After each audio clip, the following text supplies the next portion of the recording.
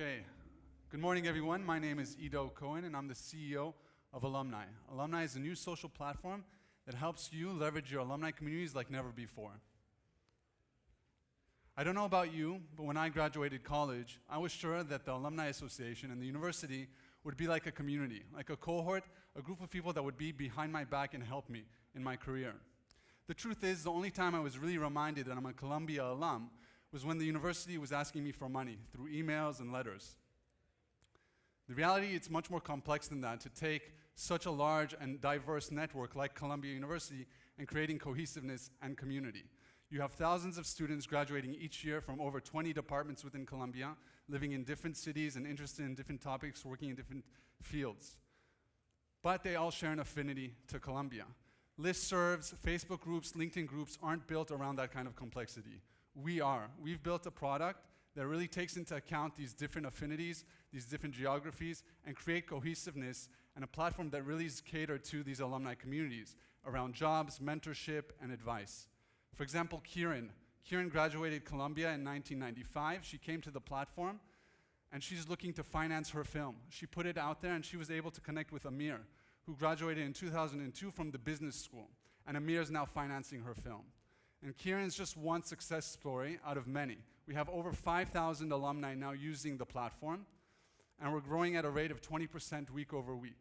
And we just opened it up to Harvard and Brown universities. And the reason we're able to do this is because we're bypassing the administrations. We're not working directly with the administration. We've opened it up directly to the alumni because we understood they are the ones that are the early adopters.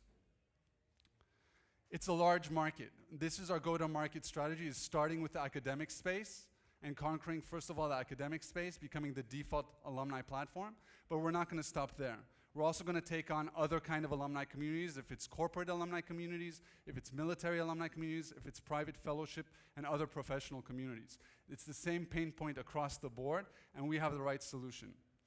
And we're the right team also to disrupt this space. We are originally from Israel. We're now based in Oakland. We have the right product experience, technical experience, and marketing experience, and we have a great team of advisors and mentors with us. Startup Monthly is an angel group here in the Bay Area. Sean Brown was Director of Alumni Relations at McKinsey. Before that, he was at MIT Sloan. And Teresa Torres is one of the lead product people at Affinity Circles, which was the first ever alumni platform that came out of Stanford. We're now raising our seed round, and it's interesting to note that some of the investors in this seed round we actually met through our own platform from Columbia Alumni Community. So if you're as excited as we are to disrupt this space and to help these communities leverage and do much more together, please reach out and speak with me. I'll be here all day. Thank you so much.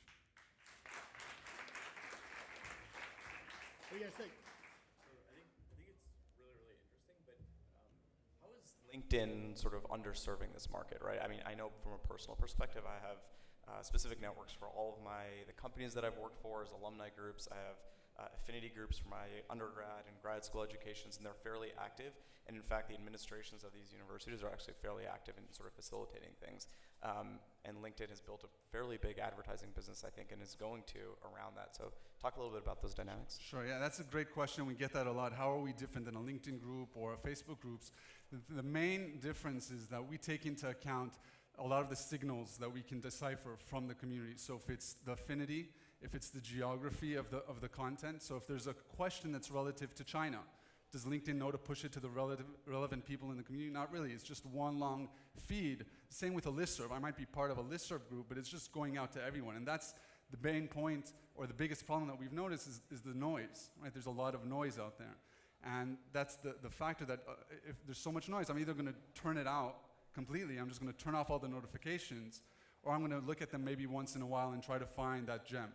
The idea here is to be able to decipher the content based on affinity, geography, and interest and push it to the relevant person in the community. In addition, LinkedIn and Facebook, you have to friend people to be able to connect with them. The idea is here is once you're part of the community, you have access to everybody in the network. So you can find the relevant people based on different filters. And one last thing is that we're building features that are more geared to alumni communities, like mentorship, for example. Mentorship doesn't really exist on LinkedIn or Facebook. The idea here is to be able to understand what is mentorship, why is that relevant to an alumni community, and the right feature set around that kind of need. So are you talking about actually building a workflow into the you know, the environment, because what you just described is well beyond just pushing communication. So is it going to become an app per se and have workflow associated with it? What do you mean by workflow? Well, you give mentoring as an example. Obviously I could post, I'm available as a mentor, I'm looking for a mentor in a category, whatever it might be. But then how do you manage that?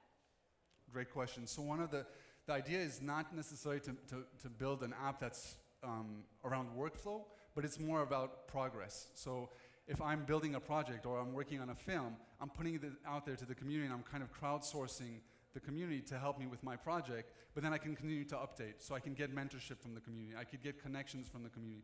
So as opposed to like a one-off post on a listserv or on a LinkedIn group, here I'm describing my project and I'm continuing to post updates and continuing to leverage the community. And unlike a Facebook page, which is very much about communication and branding, here it's a little bit more of a cohort, and these are people that I trust, and I'm going to share the dilemmas and share my progress and feel safe to ask those kind of questions. And that's what people have told us, that here they feel safe, as opposed to a LinkedIn space where it's, you know, the whole world is there essentially and everyone's looking at you. And it's very much suit and tie. Here it's more, these are my friends, these are people I've studied with. There's that trust that's associated with it. How do you intend to monetize? Great question. So the main way that we're going to monetize, because we're a B2C, we're going to offer a premium feature for the administrations. So we've identified a few core features that are more relevant to the administrations. For example, synchronizing with their databases and their CRMs. Things that are more essential to the administration and less essential for the end users. So the idea is once we have enough communities, we can come back to the administrations and say, hey, why don't you guys take ownership over this, pay us the premium, get additional features, and you'll be able to use it also on the administration's needs. And we already have actually 3 paying programs that we've tested this with, and they were willing to pay us for these features. So I think one of the key features to make this work is keeping your user base engaged. How do you do that? Because I know we have an alumni network and it sucks. I mean, nobody uses it, and so it was kind of a failure. How do you keep people coming back? Great question. So I think there's two main things. One is just a great user experience that works across the different, on your phone, on web. Right now, if you look at the historic alumni websites, the mobile experience is horrible. So the idea here is like, let's be relevant to today and go and use it how people are using technology. So mobile first. Secondary is understanding what kind of content people want. If it's job related, is it news related? But also the issue of the noise, what I was talking about before. If we're able to take a large community like Columbia, that there's so many different schools and different content, be able to gather that content, but also push it in a smart way, that can become very powerful and very effective. And what's interesting is that on the platform, 80% of the content is being, 80% of the responses to questions is from people from different schools within Columbia. So there's a true multidisciplinary conversation happening. Thank you very much, guys.